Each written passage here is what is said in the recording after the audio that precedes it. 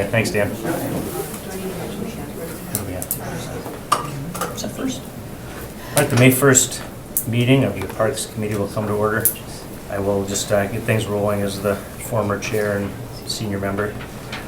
So, to start, if we could stand for the pledge. Pledge allegiance to the flag of the United States of America and to the republic for which it stands, one nation, under God, indivisible, with liberty and justice for all. All right, we'll note that Alder Eck, the roll call, Alder Eck here, Alder Presley here, Alder Deely here, and Alder Weary. So all members are present. Welcome aboard. We'll have a lot of fun. Parks is always fun. At least we think so, right, Dan? Yes. All right. And the first item here then is election of chair and vice chair. Any nominations for chairman? Chairperson, chair, roll call. I want to nominate Alder Delete. Okay, we have a nomination, Alder Delete. Accepted? Accepted. Okay. I'll nominate Alder Eck. Accepted? Accepted. Any other nominations? Any other nominations? Okay. Typically, do we do voice vote here, Dan? I think we do, don't we? Yeah. Okay. Typically, yeah. Yeah, okay. Well, we'll just do a voice vote. We'll, Alder Presley? What? Just, who do you want to vote for chair? Alder Delete. Okay. Alder Delete? I'll vote for myself. Okay. Alder Eck? Myself. Okay, and I'll vote for Alder Eck. So 2-2. Any changes, withdrawals? Any other nominations? Let's do a revote then. Let's start on this end. Alder Eck? Your Myself. vote? Okay.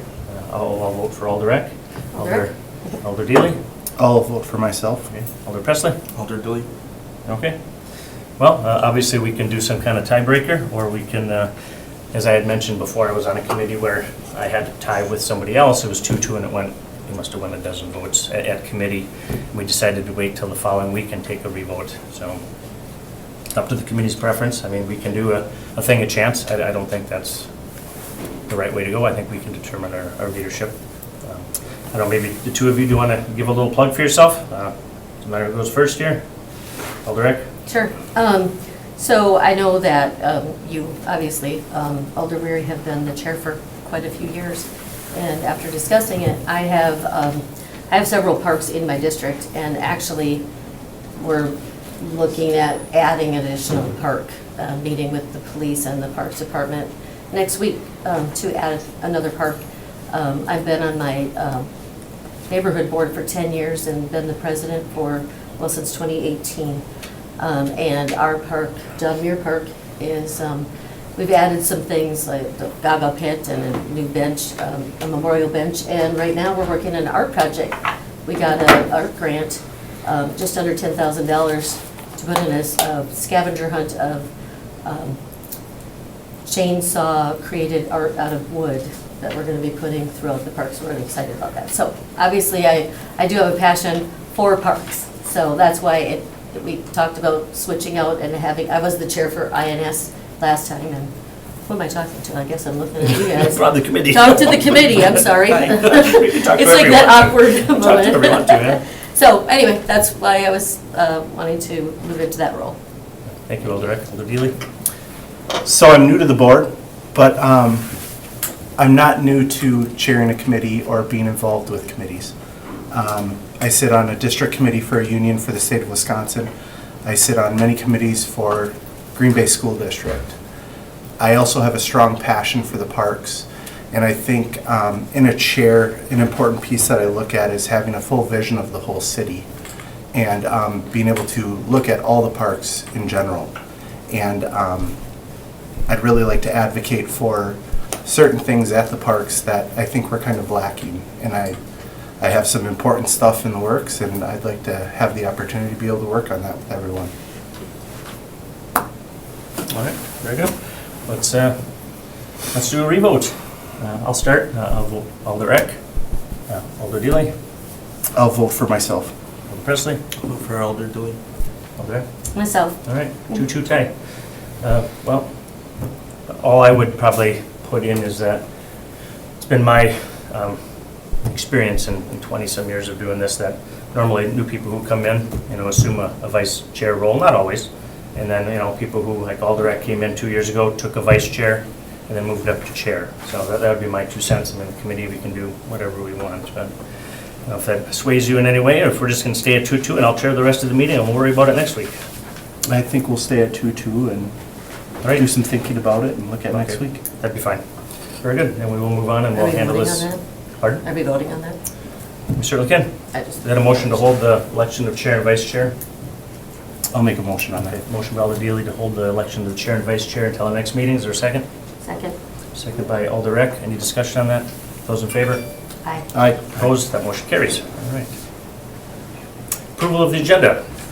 Motion to approve? Motion by Alder Eck to approve the agenda. Is there a second? Second. Second by Alder Deely. Any changes?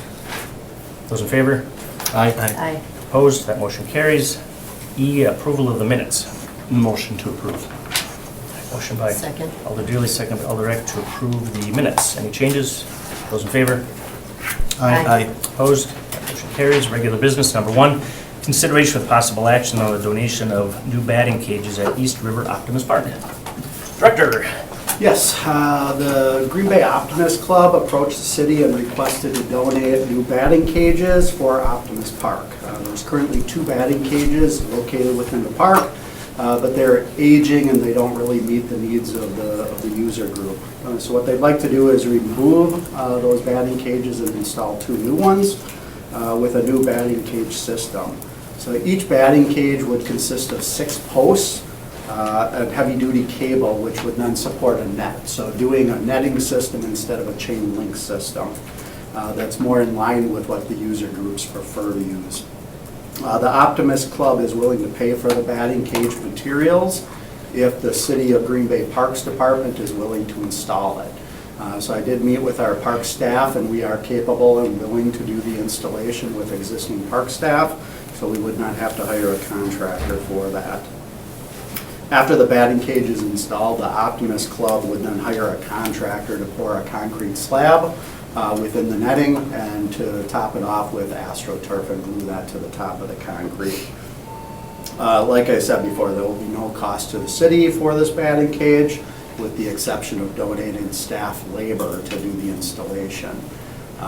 You can ask me questions now, otherwise I know there is a representative from the Green Bay Optimist Club that would be more than willing to talk or answer questions if you'd like to open the floor. Motion to open the floor? motion by Alder Eck to open the floor for interested parties. Is there a second? Seconded. Second by Alder Presley. Those in favor? Aye. Aye. Opposed, motion carried. If you're here for this item, just come forward, give us your name and address. Thanks. Hi, Dan Madigan, 821 South Quincy.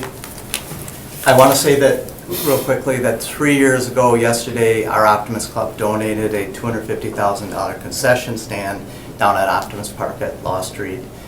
And we just finished a $350,000 concession stand at Finger Road. So as soon as we're done with that, now we're back with the batting cages. It's a $30,000 batting cage system, but it's all about safety. The one that's there now, every 10 feet, has aluminum poles. This one would have poles just at each end with a wire down the line of each one. And then the netting would just slide back and forth so that when the kids are batting, if they hit one of those 14 aluminum poles, it can deflect and hurt people. So it's a safety issue. That's all we're here is we want to get rid of that issue, bring in a new one that will be at the top of the line, as everything that our Optimist Club has done here would be at the top of the line for the safety and the use of the kids of Green Bay. Thank you. Any questions from Mr. Madigan? Go ahead. Stay right. Just a comment, I think that's great what you're doing and all the improvements that you made throughout the city with the different parks. So I appreciate that. Thank Yep, you. we just keep going from one to another to help the kids any way we can. Yeah, it looks great. Over the years, I would have to say you're one of the top friends of the parks of the city by far. So it's really appreciated. Yeah, I part don't know of you it. hear that, but it is. Yeah, I do appreciate that, and speaking for the Optimist Club, we definitely do. And part of it is we don't want to have a second-class thing for our kids in Green Bay. We want to have the premier facilities that when people come to our city to play in tournaments, or they look at us with pride. So that's what we're trying to help out with. Thanks. Any other questions? Otherwise, a motion to anybody else? I'm sorry. Anything else you wanted to add? No. No. Anybody else here for this item? Anybody else? All right. Motion to close the floor. Make a motion to close the floor. Motion to close the floor. Second. Alder Deely, second by Alder Eck. Those in favor? Aye. Opposed, motion carried. Any I'll make a questions for motion to staff? approve. All right, motion by Alder Deely to approve. Is there a second? Second. Second by Alder Eck. Any discussion? Those in favor? Aye. Opposed? That motion passes. And I was remiss at the beginning to state everything from committee tonight is a recommendation to the full council next week. So if you're not happy with our brilliance or not, it goes to council and you can make your case there too. So. And number 2, consideration with possible action on the request by the National Railroad Museum to construct an addition to their main building at Cook Park, which is the site of the National Railroad Museum. Director. Yeah, so as some of you know, the National Railroad Museum is located in Schwabenon, but the property is actually owned by the city of Green Bay. So the property was donated to the city years ago, and the museum is now sitting there. And they have a lease with the city where they pay the city $1 a year to utilize that facility or that site for their purposes. So recently, the museum secured funding to do a major addition to their main building. You'll see in the agenda packet kind of a map and some renderings of what that would look like. The museum is responsible for all construction and maintenance costs associated with this project, and there will not be any cost to the city of Green Bay. Because the city officially owns the property, the museum is seeking approval to install the building addition. And I do want to just note that this is on the agenda as an action item, but technically per the easement requirements and the language in there, the Railroad Museum has the right to build this even if the city council isn't in favor of it. But it would be nice to show the support of the committee and council if you're in favor of the project to formally make a motion in support of it, if that's your wish and desire. I will say there is somebody from the National Railroad Museum here if you'd like to open the floor for questions or comments. What are your wishes, committee? Make a motion to open the floor. Second. Motion by Alder Deely, second by Alder Priestley to open the floor. Those in favor? Aye. Opposed? Motion carried. Name and address, please. Seen you before here. Yes, so thank you so much for considering this. National Rail, Just need your name and address. Jacqueline Frank, it is 2285 South Broadway. Thank you. So, so I'm here on behalf of the National Railroad Museum. We have secured over $13 million towards this project and actually are all set to get going on the project next week. So one of the things that we're looking at, it's about a 25,000 foot square addition. It's going to house multiple train cars so that we can preserve those things into perpetuity for the public trust. It's also going to hold about 200 additional people, which is going to be really important for us as an organization. A lot of what we do is education, and we need to both have a place to put everything and keep it safe so we're not repairing it constantly because of the weather. And the other part is to make sure that we have plenty of space for children to come in for our education programs. Currently, we have over 12,000 kids, and we're actually having to turn away a few of our education programs because we don't have enough space for them.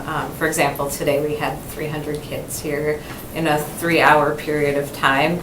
A lot of the kids were outside on rainy days. That's not a great situation. So basically, that's the project. It's also going to open it up to more outdoor space, and we're working with the DNR on a separate project that will kind of connect to this so that there'll be some natural areas included in that overall project as well. Thanks. Any questions from the committee? ahead. Just a comment. So I like the educational things. I know I brought my kids to the ones where it was coupled with the Widener Center shows, Mhm. and that we really enjoyed that, so. Yeah, and that's a really important thing for us too, is that the museum, it's not in a silo, that we really try to partner with other organizations throughout the greater Green Bay area. Yeah.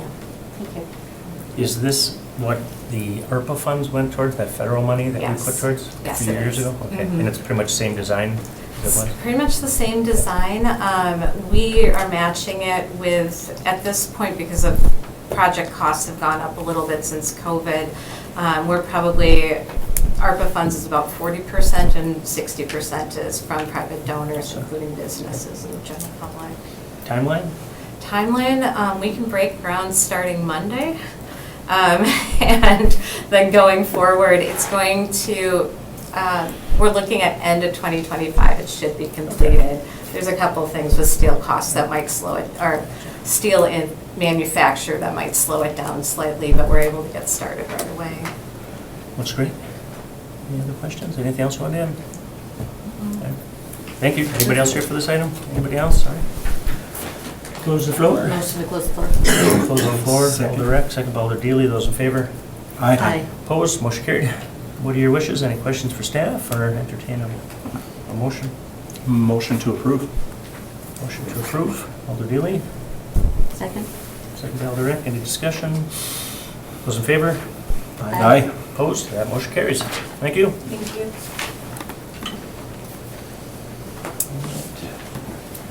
Onwards and upwards. Number 3, consideration with possible action on the approval of a sponsorship agreement with Children's Hospital and Health System, Inc. for a donation of $20,000 towards Kids Day, June 25th, 2024. So James Anderson, the Deputy Director, will talk through this item with you. Yeah, so pretty much Kids Day has been a staple of Green Bay now for going on 21 years. And this year we thought about a new approach to try to enhance Kids Day and do something different. So we actually, for the first time, we offered sponsorship opportunities for local businesses, organizations, etc., to come in and be a part of Kids Day by donating. And we were fortunate enough to get, now they're called Children's Wisconsin for marketing purposes. But we considered, we met with them and they were considering a donation, and we're lucky enough to secure a $20,000 donation from them to enhance Kids Day, mainly out at Bay Beach. We're hosting it at Bay Beach this year. And so it'll provide free rides for all the kids all day, and it'll provide some entertainment, some giveaways, and other things that we have in store. So that's about it. Excellent. Alder Eck? I don't see you, just yell at me. And I'm kind of looking through there. Is that going to also include, so you said they're sponsoring it, so instead of having it where, I know it's been like at, right over by Joanne's sometimes, or Light Park, is it going to have the lunch there then at Bay Beach? Yeah, we're doing something a little bit different this year. We're going to do actually later in the day, from like 3 to 6 is going to be the main portion of the event, and we're going to serve a meal there. So it's actually the mayor's meal this year instead of the mayor's luncheon. So yeah, but we're going to have the activities and all the bounce houses and all the the different booths that we have from local organizations and businesses that come, along with activities and some fun entertainment, magic shows, maybe some guys walking on stilts and all sorts of good stuff. So it's going to be more of a carnival-esque atmosphere out there. Still doing the dunk tank with director? Is that still on You there? weren't supposed to say that. We had to get rid of the dunk tank. Any other questions? Anybody here for this? No? Okay, I just want to make sure. Anybody want to talk to this one? No? Questions or motion? Motion to approve. Seconded.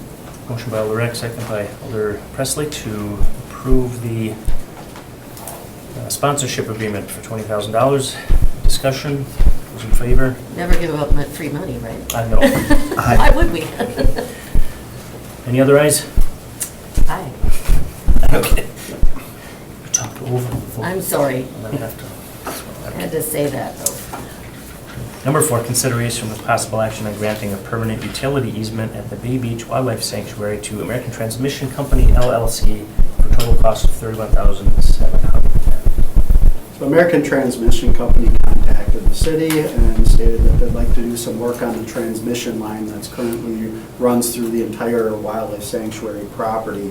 And as they were doing their research, they found out that portions of that utility line does not have an easement attached to it. So there probably was one generated at some point, but no one could find record of it. They couldn't find it, we researched our files and we couldn't find it either. I'm not sure how long the utility lines were there, but looking through the historic air photos, I could see them back into the 1970s. So you're 50, 60 years plus that line has been there. So in order for them to just make sure that all their bases are covered, what they'd like to do is have the city grant them an official permanent easement to match the other easements that are on the site also. As part of that, they also provided an appraisal for the value of the land. And so that appraisal was reviewed with our city's real estate specialist, and she determined that that value, $31,700, was a fair value, and the comps that they submitted in their appraisal was adequate and comparable to the wildlife sanctuary property. So if we were to grant that easement, they would pay the city $31,700. The city's law department did review the easement language along with our city right-of-way specialist before he retired, and there were no changes to the agreement, or the language looked fine and satisfactory. So I would recommend approval, and if we do approve this, the funding would likely be used for improvements at the wildlife sanctuary. Alderman? So I was a little confused about the wording because it said for a total cost of $31,700. So it's not costing the city. It's not we're costing the receiving. city, we are receiving $31,700. We can change the Yeah. motion Yeah, I just think the accordingly. wording is a little confusing. That got me first too. Like, why are we paying for them to have these? Yeah. Questions from committee? Entertain a motion? Motion to approve? Motion to approve by Second. Alder Eck, second by Alder Dilly. Discussion, those in favor? Aye. Opposed? Motion carried. Number 5, consideration with possible action on the proposed prairie habitat restoration project at He-Nisra Park. I will defer this to our city forester, Brian Pilat, to give you a brief introduction, and then we do have a staff member here also who will give a short, brief presentation.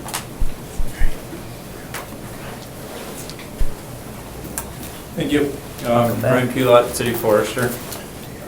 This is Brenna Navarro. She is the first youth arborist apprentice. I'm going to say in the city, but I'm pretty sure it's in the state of Wisconsin. So she's been with us on staff since September and doing an awesome job. And she's got a project that she'd like to present, which is not part of her apprenticeship program, but we've been working on it because it's through a park and it involves her high school graduation. So take it away. First time doing this.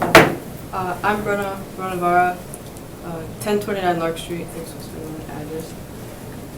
For my senior year CAST project, because I'm an IB diploma student, I had to pick an active service to benefit the community.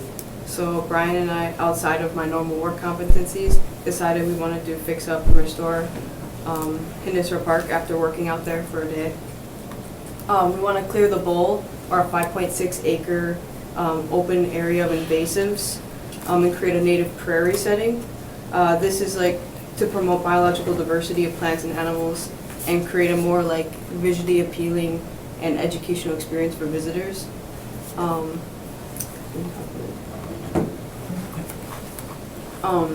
We plan on doing some work with rusty patch bumblebees because they've been confirmed present in Brown County, and He-Nisra Park has been discovered on the fringe of a high potential zone.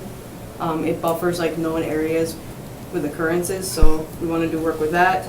We want to put up some bluebird houses, 4 nest boxes as a means of promoting public awareness on their conservation. And we're going to do some testing for the presence of red-headed woodpeckers, as they've been listed as near threatened in the US and Canada. And we've had some confirmed occurrences nearby, so we can do some conservation efforts with that. Do I keep going? We've partnered up with U.S. Fish and Wildlife Services, Green Bay Conservation Corps, and Glorious Goat Ranch to fund and support the project. The animals will be provided at a reduced cost due to the nature of the project, and we'll get funds for seed from Fish and Wildlife Services, and we'll get all our manual labor from Green Bay Conservation Corps. Estimated project value is yet to be determined, but all expenses except for educational signage have been projected to be around $25,000. But we'll be getting most of it at reduced costs, and yeah. All right. Thank you, Brent, right? Yeah. What high school? West High School. Yes, that's what I wanted to hear. That was West. Any questions? Good presentation, and congrats on being, I hear, the first probably in the state, so well done. Thank you. Questions from committee? Comment? Okay, go ahead. Alderette. I commend you. What a great job. That's really awesome what you're doing, and to be the first in the state. Thank you. And you're a senior right now, or you're going to be a senior next year? Gonna be Okay. a senior. Wow, what a great thing. Thank you for doing that. Thank you. I recall growing up in that bowl was where we would bring yard waste back Yeah. in the day, and I would go there with my dad. I think it's a great thing that you're doing there, so keep it up. Thank you. Okay. Anybody else? Thank you. Any other last comments or anything? No? Okay. Anybody else for this item? No? Anybody else? Director? Yeah, I do have just a few items to mention or clarify. So there is a little nominal expense to this project. I believe the cost to rent the goats is around $9,000. We are able to cover that expense in our city budget. So, we don't need any additional funding to implement this. And as well, as they stated, the plants, we're gonna, work with the Conservation Corps and use plants that we currently have. Am I missing anything in relation to the budget, just for clarification? No, yeah, just the grazing. Okay. The only expense we have. So I just wanted to clarify the expenses portion of it. Questions or a motion from the committee? Move to approve. Move to approve. Alder Presley, your second? Second? Second by Alder Rack. Any discussion? Those in favor? Aye. Opposed? That motion carried. Thank you. Goes to council next week. Number 6, consideration with possible action on the approval of the Wildlife Sanctuary Service Animal Policy and Procedure Document. So I'll just say a few statements, and then I'll have Steve Lakatos come up and be able to answer your questions. But throughout the years, we've been having issues at the Wildlife Sanctuary because of the animals that we have that are captive and on display. As you know, we're somewhat similar to a zoo, where we have animals on exhibit. And where we've run into problems, especially recently, is people are bringing their pets to the wildlife sanctuary and also their service animals. And some service animals are well behaved and other ones are not well behaved, and it has been traumatic to our animals that are captive. And so we reached out to the law department to ask for some guidance on this. We worked with them to draft a policy, and then there's some procedures in there of how our staff should handle situations where people are bringing animals to the sanctuary. And then from there, I'll open it up to Steve Lakatos to maybe give you a little bit more information about the policy and the reasons for it. Sure. So hello, thanks. I'm Steve Lakatos, Superintendent of the Sanctuary. So as Dan mentioned, over these past several years that I've been here, we have seen that increase in people bringing their animals to the park. We've been one of the few parks that does have the no pet rule, but it hasn't been very defined. And we've always welcomed service animals, but we were seeing more of these as not defined by the ADA at this point. So using ADA guidelines, we started to look at this policy, and just due to the operational nature of the park, sometimes the presence of even these trained service dogs can have very negative effects on the animals in their enclosures. They can really get upset, hurt themselves, hurt a cage mate, also just stress, and the stress continues long past that interaction, and kind of your predator-prey response, things like that. There's also that risk of some zoonotic diseases. Most people vaccinate their pets, but not everybody. Our animals are vaccinated, but you just never quite know what kind of parasites, anything they could be. But this is also to protect it being a sanctuary. This is also to protect the animals that do live on site there. So kind of in drafting this policy, ways to welcome people with service animals. There might be spots of the park that are a little more off limits or tougher to accommodate. But in our experience, a lot of the people that do utilize the true service animals do already kind of come to the front desk, let you know their presence, just kind of things like that, and work with you. And this has been more of the issue now close to the buildings and the animal enclosures themselves. There is still the dog walking and things on the periphery, which is less of a concern. So now this policy would just be more that kind of have the backing and just more of a policy and reasons for this, and still trying to accommodate truly trained service animals. And like I said, we did use ADA definitions to draft this. So, you know, companion animals and emotional support animals are not true service animals as defined by the ADA. Thanks. Any questions? Any committee? Alder? Did you raise? Go ahead. Okay. Well, I was looking, because what I was getting is, even the service animals, you're not really wanting them to come in, they have to make an appointment with you, correct? Or it's, if they, more to kind of check in.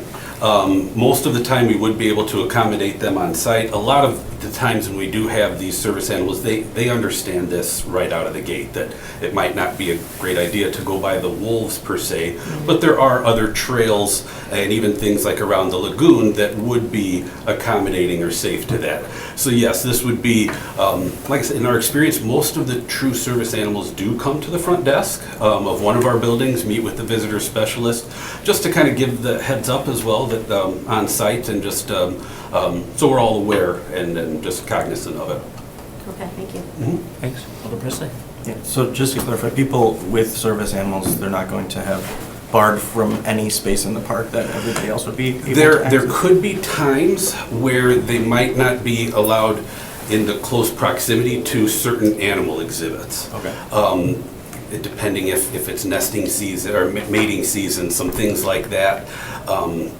So there might be areas, yes, that would be off limits at certain times of the year, but for the most part, with these trained animals and working with the staff, we are able to accommodate where they'd like to go.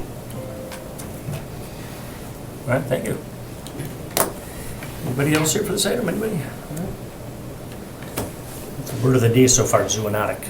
That was like Okay, all right, all right. that was like right down the word of the day for Yeah. committee. Zoonotic. You're so far the front runner. What are the wishes of the committee?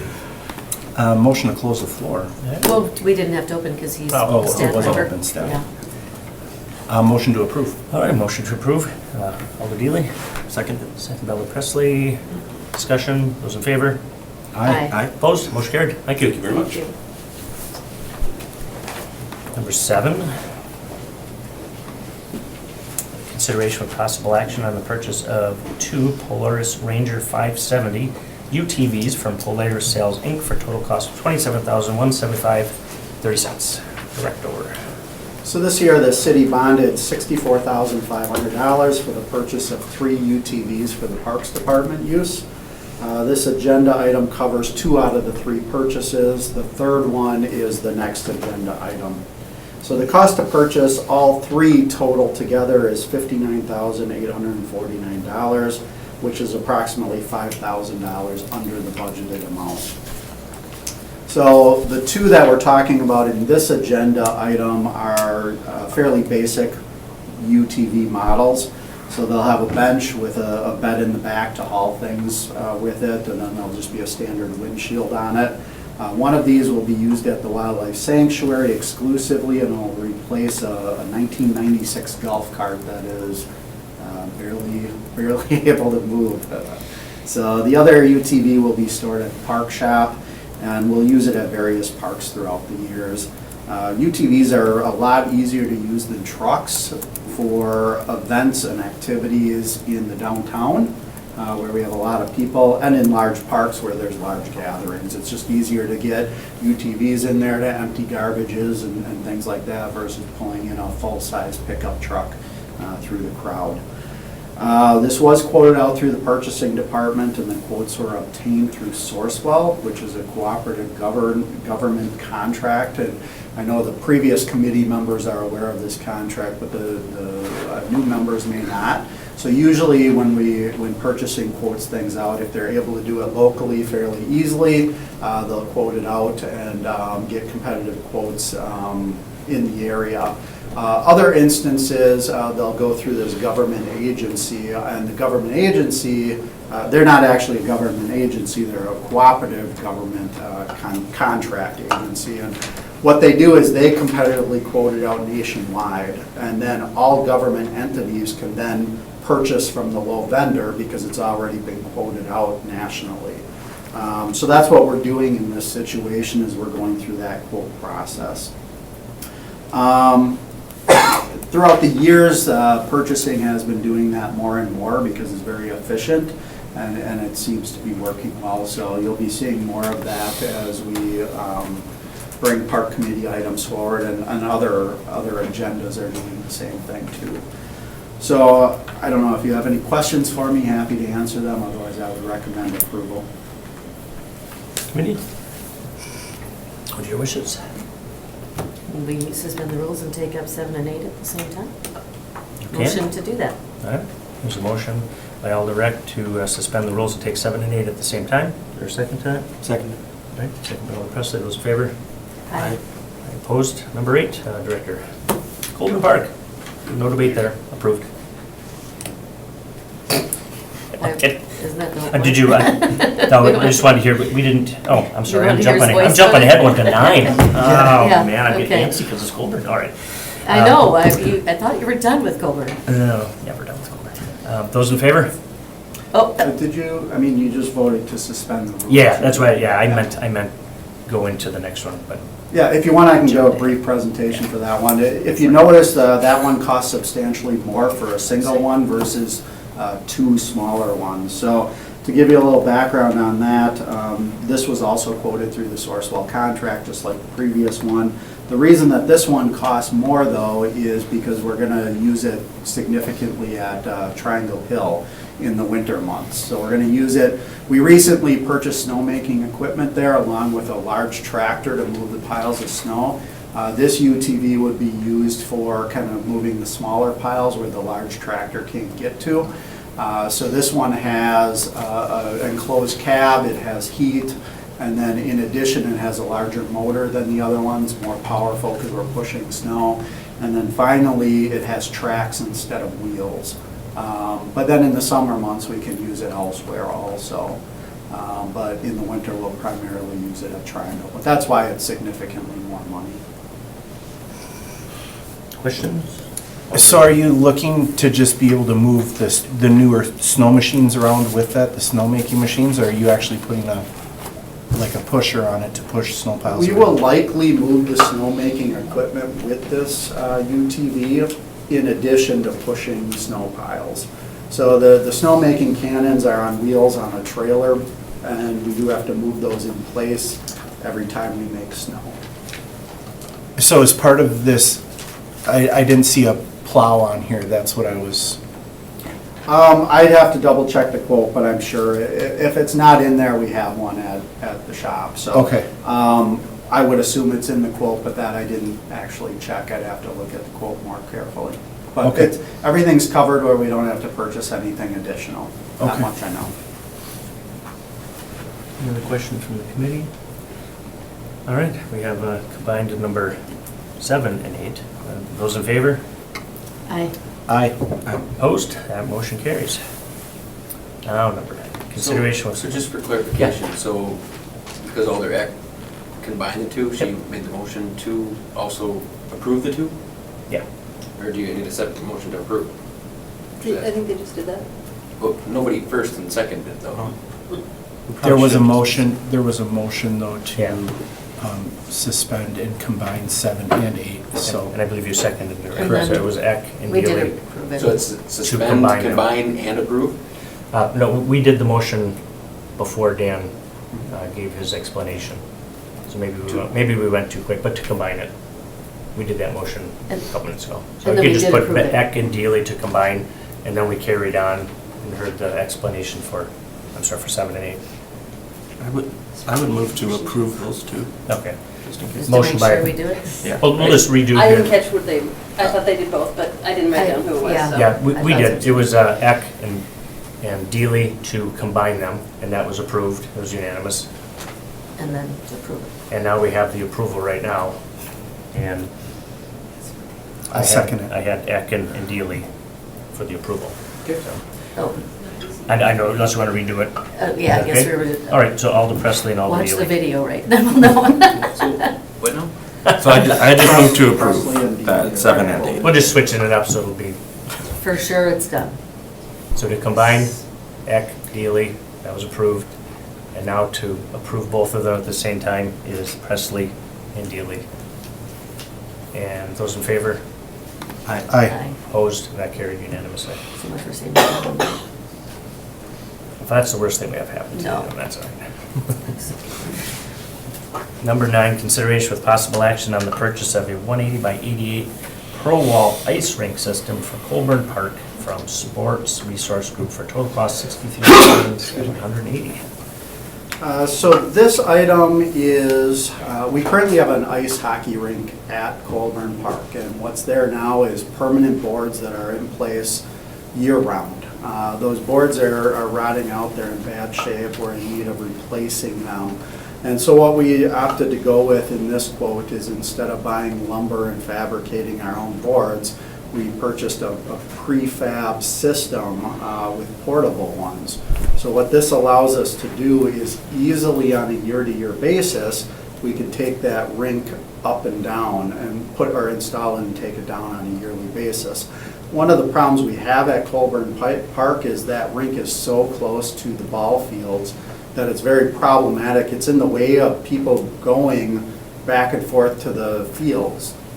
And so often, sometimes people actually go into the kind of the field of play, trying to get from field to field. So what this will allow us to do is to remove the rink in the summer months so that that obstacle isn't there anymore during the baseball games. And then we can easily install it again back in the fall, ready in time to make, ice in the winter months. We did reach out to other municipalities that have used this same ice rink system, and they're very happy with it. They said it works well. They highly recommended it. We did quote this through the purchasing department, but as through a sole source, because it is a fairly specialized, kind of unique system. So there really aren't a lot comparable to this system. So we do have enough money in bond money from previous projects that we can cover the cost of this. So I would recommend approval. Questions from the committee? Alder? I know there's been other places over MacArthur, right by MacArthur School, they have the hockey right there too. And I go by there and sometimes they're using it for, say, soccer or football or things like that during the summer. Is this one not used for anything? It is, but I will say that those are not rented. I mean, it's just people casually going in there and playing. Yeah. So it's not a rented summer use necessarily. But they can still play out there, they just won't have the boards around it. It's still graded appropriately for them to play. Or they can just go to one of the other locations that does have permanent boards. I will say that the one at Colburn does occasionally get used in the summer, but it's very rare that it does. Okay. Any other questions? Motion? Motion to approve?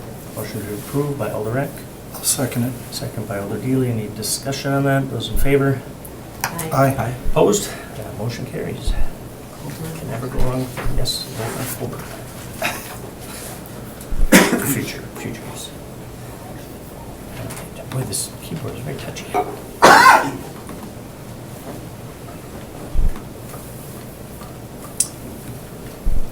Number 10, consideration with possible action on the purchase of 2 Ray-Pack pool heaters for the Rush Aquatic Center from PBBS Equipment Corp. for a total cost of $59,790.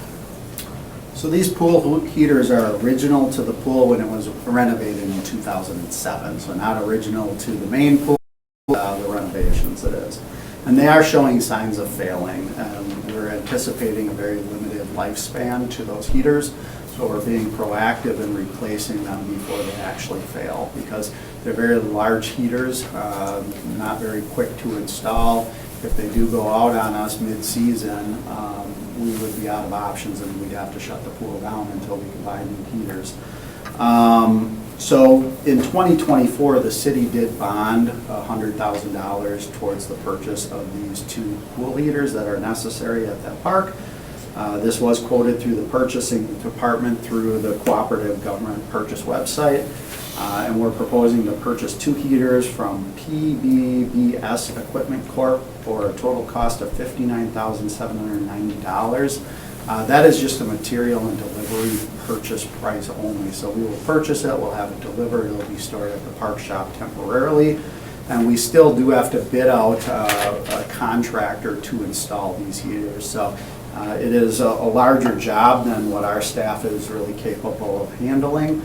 So we will be working with the purchasing department or the public works department to quote out the installation of these heaters.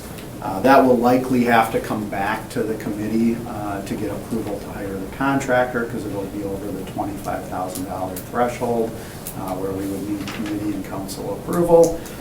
If at the time we're short of funds, we'll put together a funding plan on our end to figure out where we can find additional funding to pay for the contractor. But we're hopeful that we can do it all within the $100,000 allotted budget. Thank you. Questions? You actually answered my question, because I was going through the detailed description sheet at the bottom on the comply or exempt. So I was wondering if we were installing those in-house or what the plan was. Any other Motion to questions? approve. Motion to approve by Alder Rack, I'll second. second by Alder Deely. Discussion, those in favor? Aye. Opposed? That motion carries. Informational review, number 1, review of the Bay Beach Amusement Park ride ticket structure for 2024 season. So let me give you a little bit of background here and talk about the ticket structure. So currently, each ticket that you purchase at Bay Beach Amusement Park to ride a ride is 25 cents. And then depending on the ride, we charge X number of tickets to ride it. So we are not proposing, or we are not going to be increasing the ticket price. What we're going to be doing and implementing this year is to change the number of tickets that we will charge for a number of the rides. Not all of them, but a number of them. So currently, the rides cost a range from 1 to 4 tickets, and the maximum is 4. And the only ride that is currently at 4 tickets is the Zip and Pippin. And in this scenario, what we're doing is increasing that to 6 tickets. So instead of $1, that Zip and Pippin would be $1.50 to ride. Any ride that is currently 3 rides, or in 2023 was 3 tickets to ride, we are going to be increasing to 4 tickets. So it'll go from 75 cents to $1. There are currently 8 rides in that category when you look at the list that's in the agenda packet. All rides that were 2 tickets in 2023 will still remain 2 tickets in 2024. And there's currently 7 rides in that category. And then all rides that were 1 ticket in 2023 would also remain 1 ticket in 2024. And there are 6 rides in this category. So rides will either cost 25 cents, 50 cents, $1, and then there's 1 ride for $1.50. The only exception to that is the giant slide. Last year, that ride cost 1 ticket to ride it. In 2024, we are going to push that up to 2 tickets to ride it. For those of you who may know, we just invested a substantial amount of money to repair the slide. It'll be ready mid-May for open to the public, but it was a fairly expensive endeavor to keep that ride up and running. So therefore, that's why it bumped up in price, or in number of tickets, I should say. And then the only other change, which is actually a great change, I think it's great for the public, and I think it'll actually bring in additional business to Bay Beach, is all of the 1-ticket rides are going to be free on Tuesdays, Wednesdays, and Thursdays. Those are traditionally our slowest days of the week. And so what we're actually hoping is, although we're charging a little bit more in tickets for some of the other rides, this might get people to come on those less busy days because those tot rides are free to the public. And so we're hoping to actually improve attendance on those days. So that's an explanation of the ticket structure. So what I want to talk to you a little bit now is the reasons why we're making this change now. So as you remember from last year, we had a lot of rides going down last year, and there was a lot of negative publicity with that. Our rides are just, they're getting old. I mean, they're well maintained, they're well taken care of, but when they break, we have to buy new parts. There's a lead time to get the parts here. And that happens more and more as the rides age. And as you can imagine, just like with everything else in this world today, those parts aren't as cheap as they used to be. So the cost to fix things is more expensive than it used to be. So because the rides are aging, we have a lot more additional kind of unexpected fixes every single year that we operate Bay Beach Amusement Park. Another reason that we're going to be increasing this is because, for those of you who may remember, we ran into a situation during COVID where it was very challenging to find seasonal staff to run Bay Beach. And there was actually 1 year, I think it was 2 years ago, where we had to actually limit the hours because we didn't have enough staff to run the park. So 2 years ago, we actually increased the salaries for all seasonal positions citywide, including Bay Beach Amusement Park. Now, that one change added about $170,000 to the budget in that 1 year. So that was a significant hit to the budget also. And then another reason is in 2018, the city took out a bond to do shoreline improvements out at Bay Beach. And we still have yet to move forward with those improvements, but we are still hoping to do so in the near future to implement phase 1. And we'll be talking more about that in the future. But as part of that, in 2019, we started paying only interest payments on that bond. Starting this year, we have to now pay principal payments in addition to the interest payments, so that was a big hit to the budget also. And then in addition, we plan on refinancing in 2026 for that bond, and so what we'd like to do is try to save up some money so that we can pay off a large chunk of that bond in 2026, and that will help us out, well into the future with keeping our finances in check out at Bay Beach. And then, like I mentioned, all materials and supplies have dramatically increased throughout the park. So it's not just the cost of repairing the rides, it's the cost of everything. It's, buying trash bags, cleaning supplies, concessions.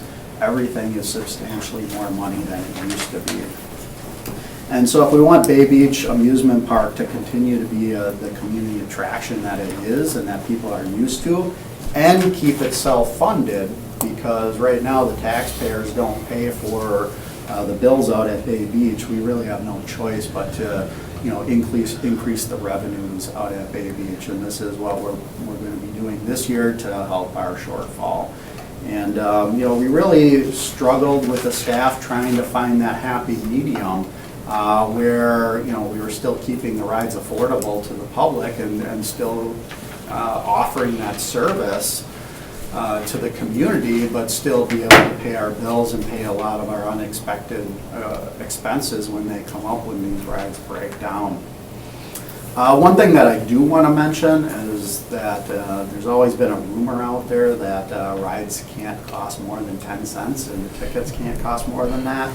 And that was, supposedly happened when the park was donated to the city back in the day. That isn't true. So if there's any questions from the committee, can we do this? That's just a rumor that has been out there in the community for years and years and years. But what I can tell you that is up until 1999, the tickets cost 10 cents for each ticket. And then in 2020, it increased to 20 cents a ticket. And then in 2003, I think originally I said 2020 and it increased to 20 cents. It was in 2000 it increased to 20 cents. And then in 2003 it increased to 25 cents a ticket, where it still is. So here we are, 20 years later, still at 25 cents a ticket. We do like that ticket structure at 25 cents a ticket, so we felt that was good to keep that same ticket structure. One thing I do want to also mention is that this is on the agenda as informational only, because this is an operational decision. It's not typically a decision that the city council would make when setting fees and charges for our recreation classes and aquatic centers and pools and stuff like that. That's always done at the staff level.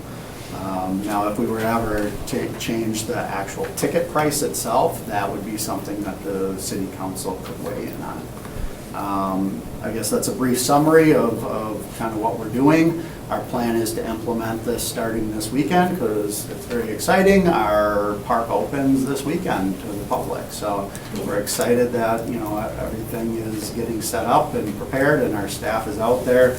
We are fully staffed out there with seasonal positions. Jason Arnaldi is here. If you have specific questions for him in relation to this or the park in general, we'd be happy to answer those. But, you know, we're very excited about this season.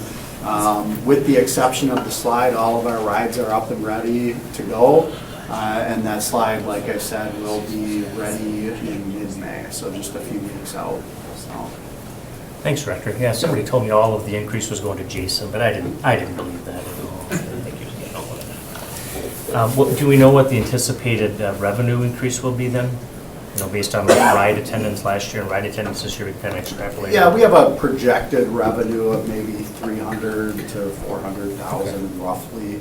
It's a hard number to gauge because what we don't know is will this change deter people from riding as many rides? You know, that number is based on the ridership not going down. And if people choose to ride less rides because we're increasing the rates, then that would affect what the revenues would be for it. Any questions about this item? Motion to receive and place on file. Motion to receive and place on file. Motion by Alder Reck to receive and place on file. Number one. Second. I'll second. Second, Alder Presley. You beat you to the punch. You got it. Those in favor? Aye. Opposed? Motion carried. Number two, Director's Report on updates and recent activities at the Park, Rec, and Forestry Department. Yeah, so at the end of every committee agenda packet, I do include a Park Department Director's Report, which just gives a summary of all of the things that are currently happening in the Parks Department, just so that you and the City Council can be aware of how much is happening and kind of the exciting programs that are out there and what's coming up. So once in a while, I take the opportunity to point out something in the Director's Report, or committee members can ask me questions about things that are in the Director's Report. In this instance, you know, really my only primary update is, you know, summer is right around the corner here, and there's a lot of activity, and our park staff is working extremely hard getting ready for this season. And that's, when I say park staff, I mean everybody. It's the wildlife sanctuary staff, Bay Beach staff, park maintenance workers, mechanics, even our office staff and administrative staff and our clerks. James too? James is pretty busy. So our clerks are very busy taking registration for things. We're trying to get athletic fields up and running.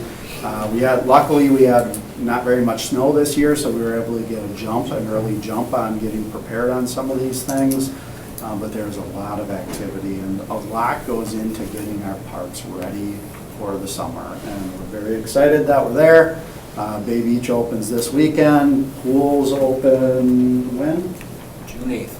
June 8th. There's a lot of different options and things that we offer. If you ever want to look at our summer guide in the parks, you're more than willing to do that, but we have a lot of offerings to the general public. How's the pool staffing looking? Lifeguards, are you going to be able to open all of them? Pool staffing, I mean, we're getting there. We're better than we were last year.